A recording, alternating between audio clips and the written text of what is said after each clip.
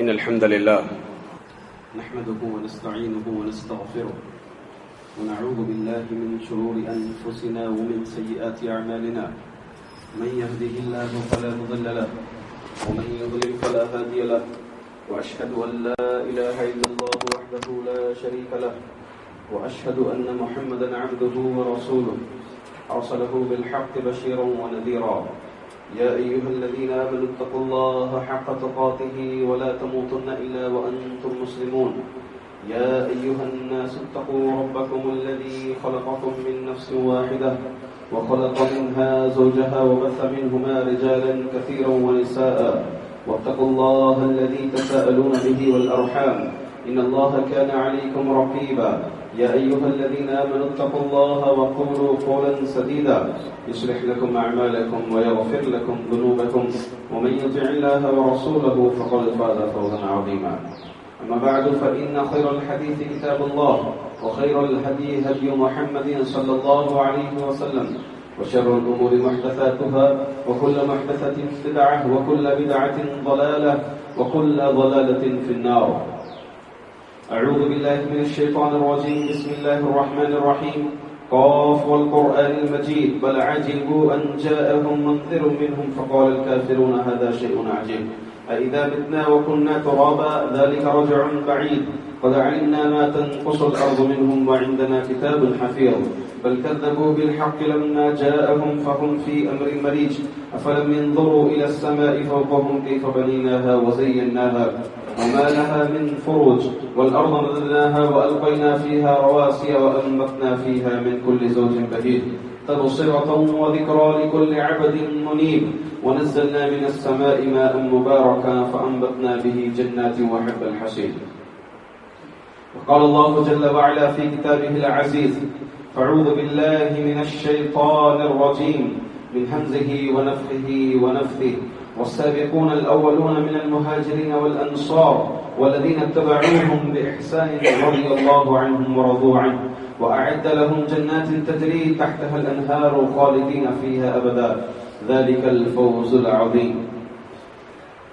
تمام تعریفیں بزرگی بڑائی ایک اللہ وحدہ لا شریک کے لیے لائق اور زیبا ہے جو ہم تمام کا پالنہار ہے جس نے ہمیں صحابہ کا طریقہ صحابہ کا منہج عطا فرمایا ہے.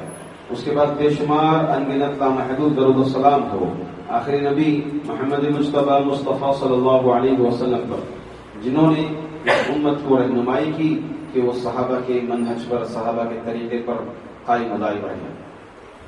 حاضرین، منہج سلف یہ دو ایسے کلمات ہیں جس کا اپنانا جس کو حاصل کرنا ہر مسلمان پر فرض ہے اور ضروری ہے، ہر انسان پر، اور اسی میں اس کی ہدایت بھی ہے. دنیا کا معاملہ یہ ہے کہ دنیا کی ہر آنے والی چیز، نئی لانچ ہونے والی چیز پہلی چیز سے بہتر ہوتی ہے، جبکہ دین کا معاملہ ایسا نہیں ہے.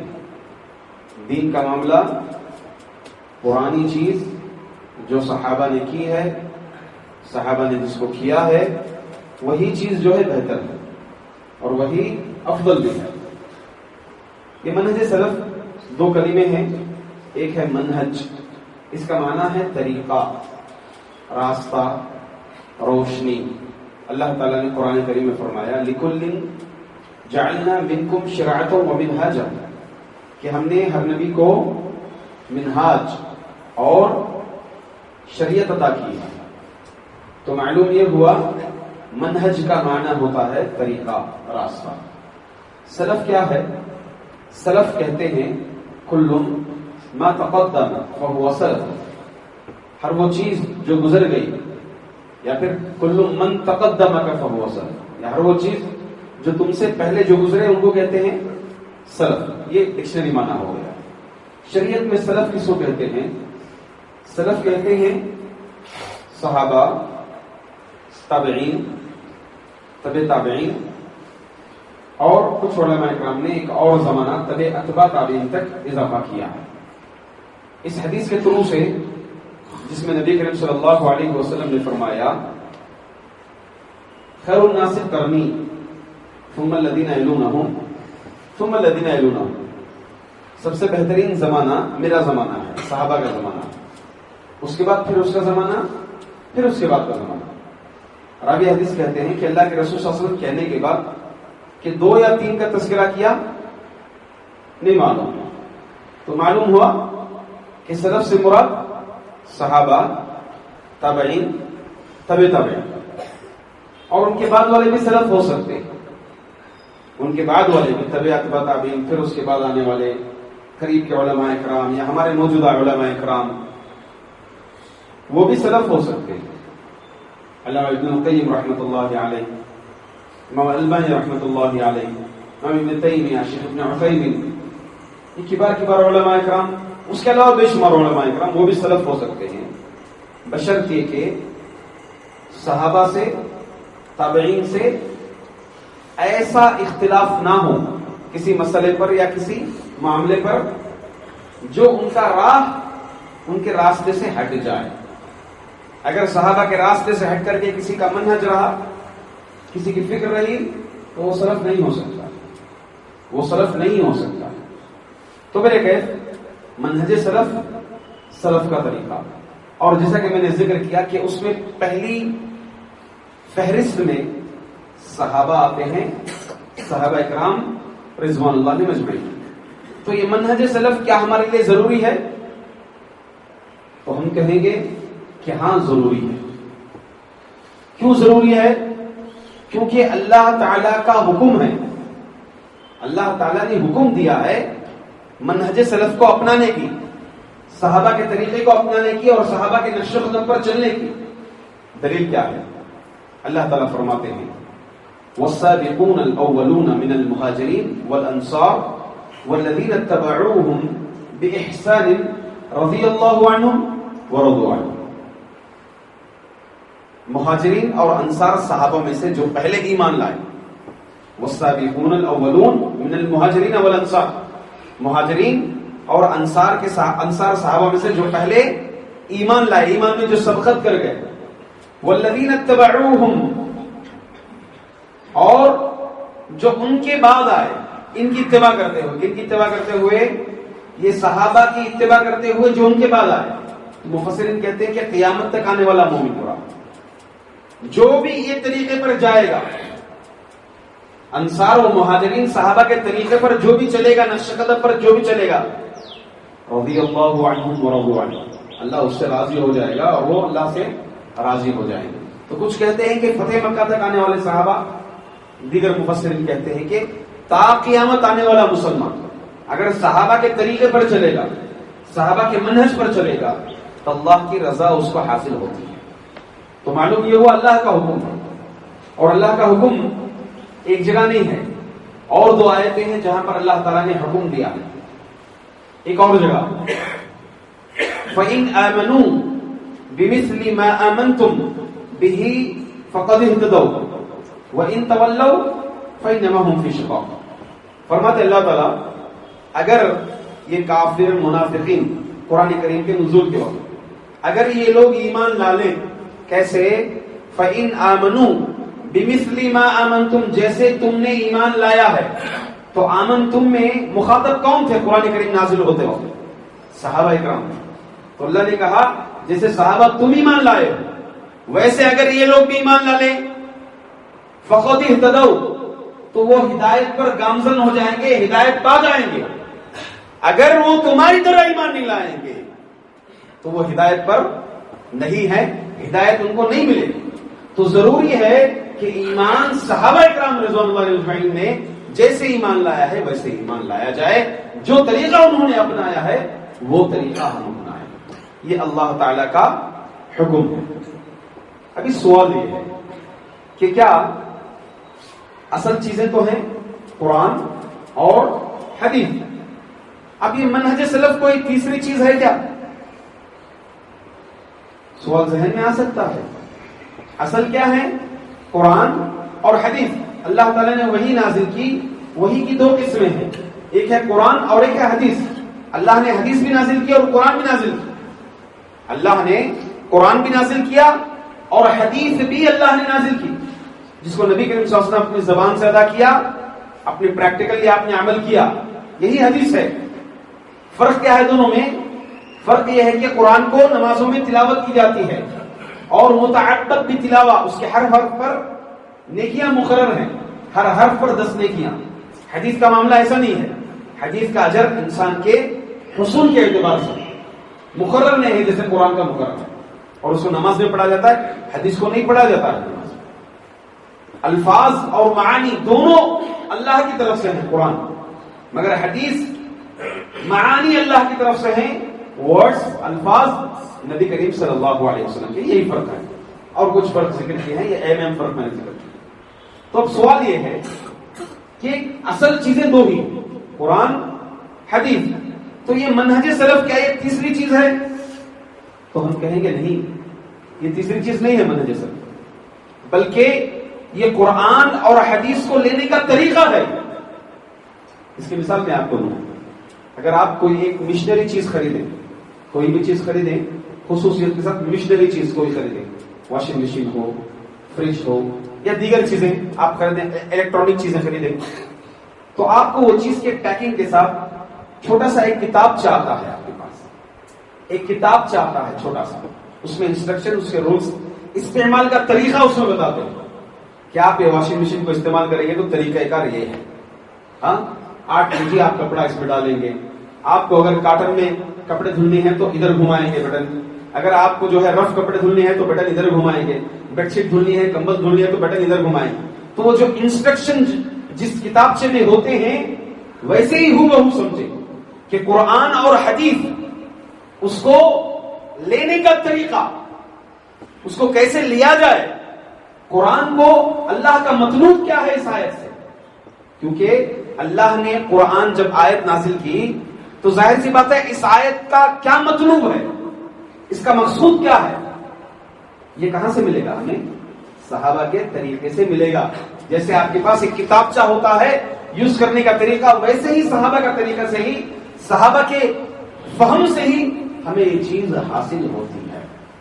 لہذا معلوم ہوا کہ فہم سلف کوئی تیسری چیز نہیں ہے، بلکہ یہ دو اصل کو لینے کا طریقہ ہے. کیونکہ انسان کے پاس دلیل تک پہنچنا کمال نہیں ہے. میرے پاس دلیل ہے کہنا کمال نہیں ہے، اس دلیل سے صحیح مسئلہ استنباط کرنا یہ کمال ہے. اس دلیل سے حق تک پہنچنا یہ کمال ہے. دلیل کس کے پاس نہیں ہے؟ آج فرقے جو بٹے ہوئے ہیں 73 فرقے، کس کے پاس دلیل نہیں؟ ہر فرقے کے پاس دلیل ہے.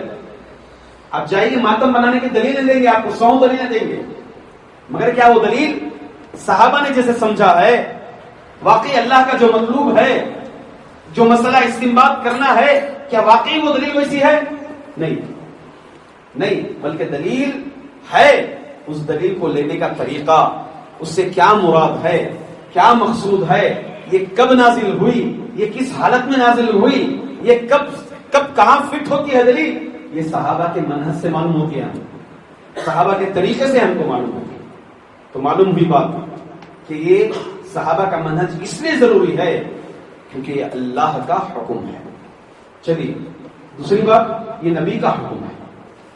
یہ نبی کا حکم ہے، نبی نے گواہی دی کہ صحابہ کا منہج ضروری ہے، صحابہ کا طریقہ ضروری ہے. اگر یہ صحابہ کے طریقے کو اپنائیں گے تو راہ پر ہوں گے، ہدایت پر ہوں گے. اگر یہ صحابہ کا طریقہ چھوڑ دیں گے تو جہنم کا راستہ اپنائیں گے. اللہ کے رسول صلی اللہ علیہ وسلم نے مشہور و معروف حدیث فرمایا، ستفترق امتی علی 73 فرقہ. یہود و نصارہ 72 میں بڑھ گئے، ہاں یہ امت بھی 73 میں بٹے گی. فرمایا کلہم فی النار، سب جہنم میں جائیں گے، الا ملۃ واحدہ، سوائے ایک فرقے کے، ایک ملت کے، سب جہنم میں جائیں گے. اب صحابہ نے یہ بقیہ جو جہنم میں جائیں گے 72 ان کے بارے میں نہیں پوچھا. صحابہ نے پوچھا یہ جنت کو جانے والا کون سا راستہ ہے؟ فرمایا ما انا علیہ و اصحابی، جو میرے اور میرے صحابہ کے طریقے پر ہو وہ فرقہ جنت جائے گا، اور وہ فرقہ راہ پر ہوگا، راہ حق پر ہوگا. بقیہ جو بھی صحابہ کے فرقے سے ہٹ جائیں گے، صحابہ کے منہج سے ہٹ جائیں گے، وہ راہ بھٹک گئے کیونکہ صحابہ اکرام کے منہج کو چھوڑ دیا. اور اسی طرح اللہ کے رسول صلی اللہ علیہ وسلم نے فرمایا خیر الناس قرنی، سب سے بہترین زمانہ میرا ہے. سب سے بہترین آپ کو قرآن اور حدیث لینا ہے تو اللہ کے رسول صلی اللہ علیہ وسلم کے زمانے کو پڑھیے. صحابہ اکرام نے قرآن کو کیسے لیا ہے، صحابہ اکرام نے اس آیت کا مطلب کیا لیا ہے، صحابہ اکرام نے نبی کی اس بات کو کیسے لیا ہے، کیسے تسلیم کیا ہے. آپ کے سامنے حدیث آئے تو حدیث قبول کرنا ہے. قبول کیسے کرنا ہے یہ صحابہ بتاتے ہیں. جان سے، مال سے، اولاد سے، پوری دنیا سے بڑھ کر کے اس حدیث کو لینا یہ صحابہ بتاتے ہیں. یہ صحابہ اکرام رضوان اللہ علیہم اجمعین بتاتے ہیں. تو معلوم ہوا کہ صحابہ کا منہج کیوں ضروری ہے. اللہ کا حکم ہے، نبی کا حکم. چلیے صحابہ کا منہج کیوں ضروری ہے؟ کیونکہ یہ اللہ کے رسول صلی اللہ علیہ وسلم کے شاگرد ہیں. دنیا میں آدم سے لے کر کے تا قیامت نبی اکرم صلی اللہ علیہ وسلم سے بہتر معلم، استاد، ٹیچر کوئی نہیں، نہ تھا، نہ ہے، نہ آئے گا.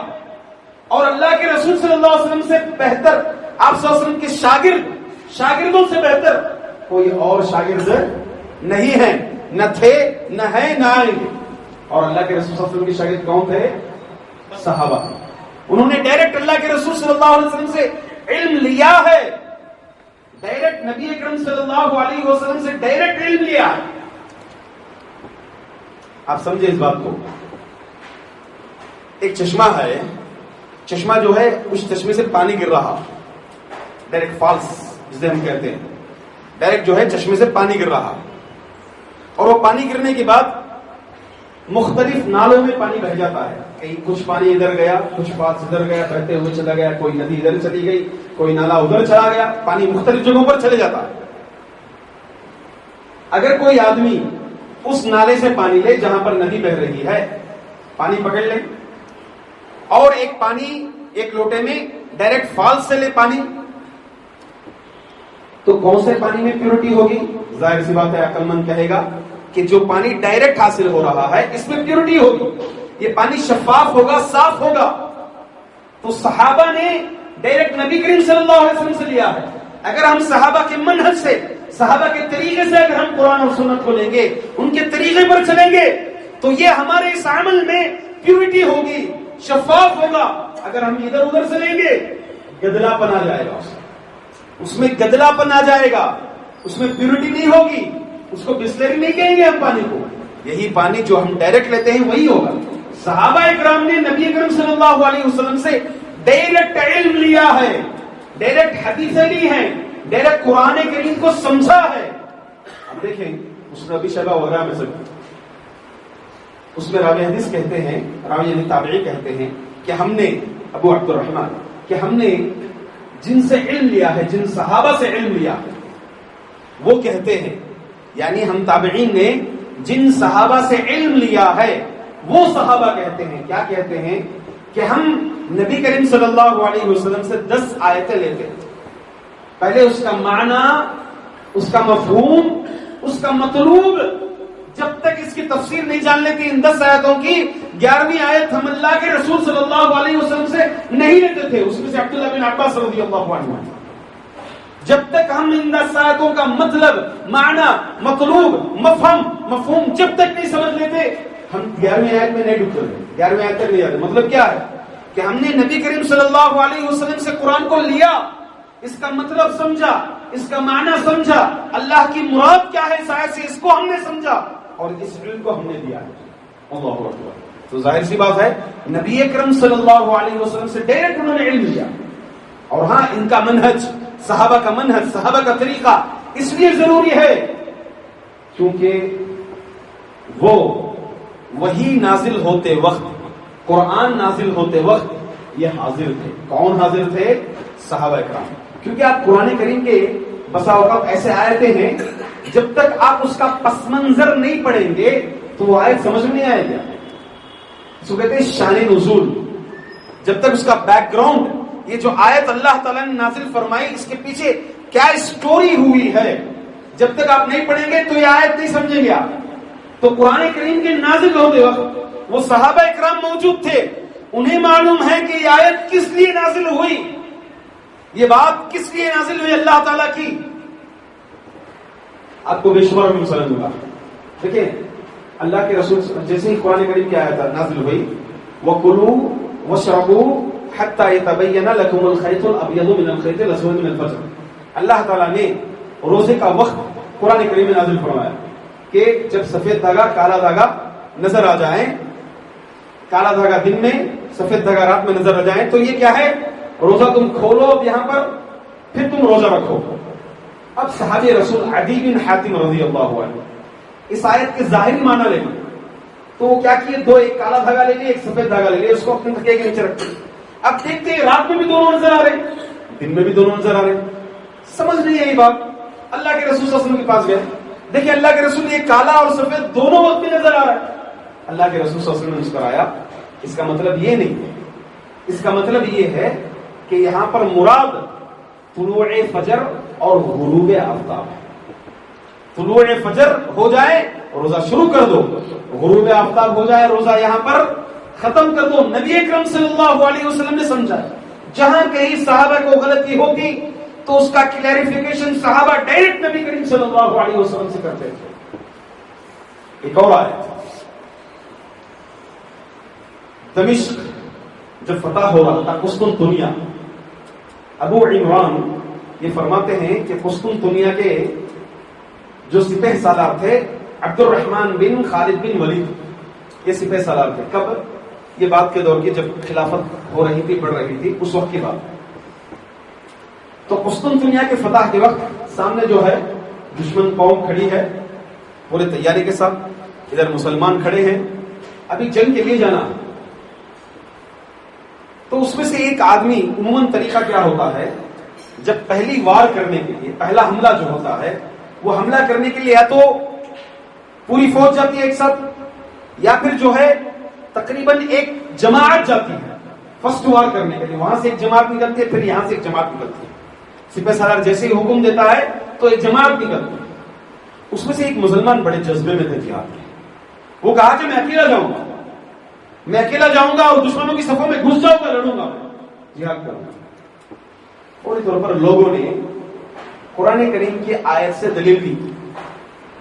یہ تابعین بعد کے دور میں کیا دلیل دی, قرآن کریم سے دلیل دیا وَلَا تُلْقُوا بِأَيْدِيكُمْ إِلَى التَّهْلُكَةِ. اس کا معنی کیا ہے, تم اپنے آپ کو ہلاکت میں مت ڈالو, لہذا تم جائیں گے تو اپنے آپ کو ہلاکت میں ڈال لیے. اللہ تعالیٰ نے منع فرمایا.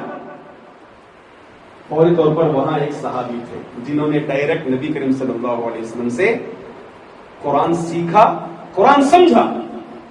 صحابی نے کہا, ابو ایوب انصاری رضی اللہ عنہ, نہیں, یہ جو آیت ہے اس کا پس منظر ہے, اس کا شان نزول ہے.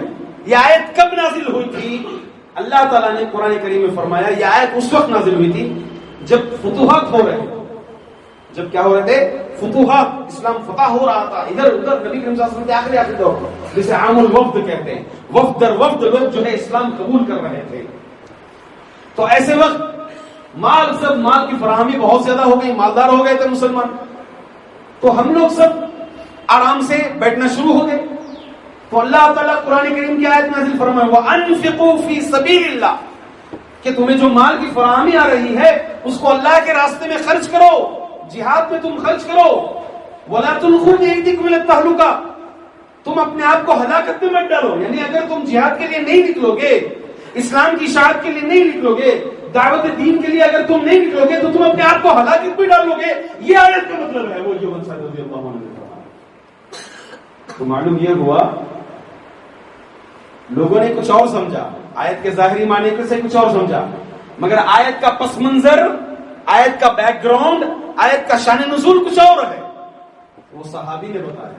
تو ظاہر سی بات ہے صحابہ نے ڈائریکٹ نبی کریم صلی اللہ علیہ وسلم سے علم دیا ہے. صحابہ نے قرآن کا مطلب, قرآن کا مفہوم نبی کریم صلی اللہ علیہ وسلم سے ڈائریکٹ لیا ہے. تو ان کا فہم, ان کی سمجھ, ان کا طریقہ ہمارے لیے ضروری ہے. اگر ہم ان کے طریقے پر نہیں چلیں گے, اگر ہم ان کی سمجھ نہیں لیں گے تو ظاہر سی بات ہے ہم گمراہ ہو جائیں گے. اسی طرح سے اتحاد، اتفاق یہ قیامت تک قائم نہیں ہوگا. اتحاد، اتفاق قائم نہیں ہوگا. یہ بس صلح ہو سکتی ہے، انڈرسٹینڈنگ ہو سکتی ہے. مگر اتحاد و اتفاق اگر واقعی قائم ہونا ہو تو صحابہ کے طریقہ اپنانا ضروری ہے، صحابہ کے منہج کو لینا ضروری ہے. چاہے کتنی بھی تقریریں کر لی جائیں، کتنے بھی کانفرنس کر لیا جائے، جب تک فکر، نظریات، منہج، عقیدہ جب تک ایک نہیں ہوتا یہ اتحاد اتفاق نہیں ہوتا. اتحاد اتفاق اصل نام ہے فکر، ایک فکر ہو، ایک سوچ ہو، ایک عقیدہ ہو، ایک منہج ہو، تبھی اتفاق اور اتحاد ہو سکتا ہے. ورنہ جو ہے اتحاد اتفاق نہیں ہو سکتا. ہزارہ کرنے کی کوشش نہیں ہو سکتا. یہ برائے نام بس وقتی طور پر کچھ جمع ہونے کا نام، یہ اتحاد و اتفاق نہیں. جب تک صحابہ کے طریقے کو نہیں اپنائیں گے، صحابہ کے منہج کو نہیں اپنائیں گے تو یہ اتحاد اتفاق قائم ہونا ناممکن ہے. اللہ تعالیٰ سے دعا ہے کہ اللہ تعالیٰ ہم تمام کو صحابہ کا منہج، صحابہ کا طریقہ اپنانے کی توفیق عطا فرمائے. صحابہ کے نقش قدم پر چلنے کے اللہ تعالیٰ ہم تمام کو توفیق عطا فرمائے. ہمیں قرآن اور حدیث کو صحابہ کے سمجھ کے مطابق سمجھنے کی توفیق عطا فرمائے. صحابہ نے جو مطلوب ہمیں دیا ہے اس مطلوب کو حاصل کرنے کی اللہ تعالیٰ ہم تمام کو توفیق عطا فرمائے. صحابہ کی طرح ایمان اللہ تعالیٰ ہمارے دلوں میں پیدا فرمائے. صحابہ کی طرح قربانیاں دینے کی اللہ تعالیٰ ہم تمام کو توفیق عطا فرمائے. ہمیں جو بیمار حال ہیں اللہ تعالیٰ انہیں شفائے عاجلہ کاملہ عطا فرمائے اور ان کے گھر والوں کو اللہ تعالیٰ صبر کرنے کی توفیق عطا فرمائے. ہمیں جو روزی کے معاملے میں پریشان حال ہیں اللہ تعالیٰ ان کے لیے حلال دروازے کھول دے. جو قرض میں ڈوبے ہیں اللہ تعالیٰ قرض لوٹانے کے راستے ہموار کر دے. آمین. اقول قولی ھذا استغفر اللہ لی ولکم ولسائر المسلمین من کل ذنب